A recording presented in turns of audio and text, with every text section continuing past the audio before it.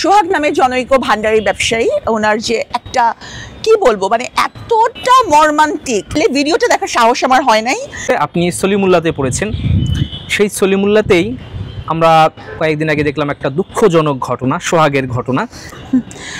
আমি বলতে চাচ্ছি যে মানুষকে আসলে আমি দেখলাম সোশ্যাল মিডিয়াতে সবাই নীতি কথা বলছে, মানে সোহাগ নামে জনৈক ভান্ডারি ব্যবসায়ী, ওনার যে একটা কি বলবো মানে এতটা মর্মান্তিক, মানে এই কথাটা ভাবলে ভিডিওটা দেখার সাহস আমার হয় নাই।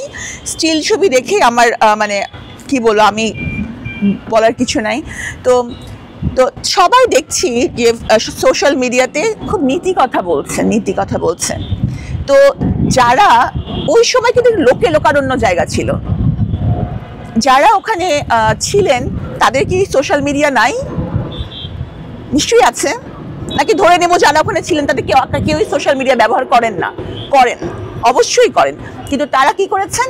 তারা চোখ সরিয়ে ওখান থেকে চলে গেছেন, অথবা দূর থেকে ক্যামেরা দিয়ে ছবি তুলেছেন। তাহলে আমি এখানে নীতি কথা বলে কি লাভ, আবার আমার প্রতিক্রিয়া জানায় কি লাভ? আমরা তো যখন আমার সামনে অপরাধ সংঘটিত হবে তখন তো আমি একই রকম, আমি বোবার মতন, আমি অন্ধের মতন আমি চলে যাব। তাহলে এখন আমি যাই বলি, আমার কিসের প্রতিক্রিয়া? আমি প্রতিক্রিয়া বলার কে? ওই সময় আমি থাকলে কি করতাম? ওই সময় থাকলে তো আমি ঠিকই চলে যেতাম, আমি ওখান থেকে পালিয়ে যেতাম।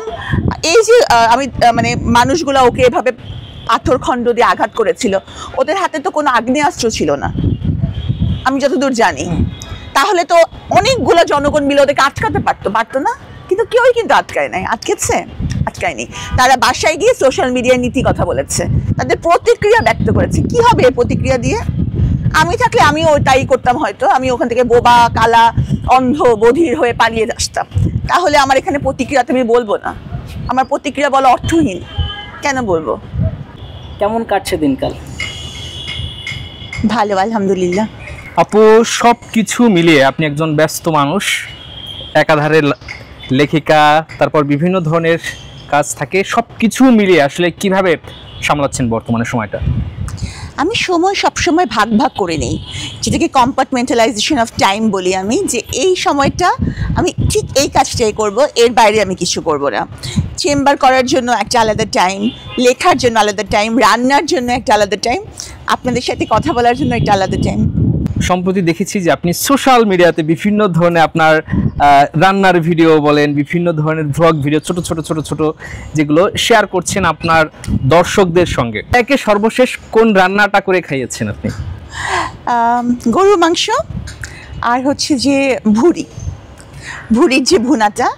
আর আমার কিন্তু সবচেয়ে বড় কথা কি, আমি ব্লগস বানাই বা যাই আমি কন্টেন্ট ক্রিয়েট করি, আমার কিন্তু মূল উদ্দেশ্য হচ্ছে মানুষের কাছে পৌঁছানো, কারণ আমি আমার লেখাটাকে পৌঁছাতে চাই।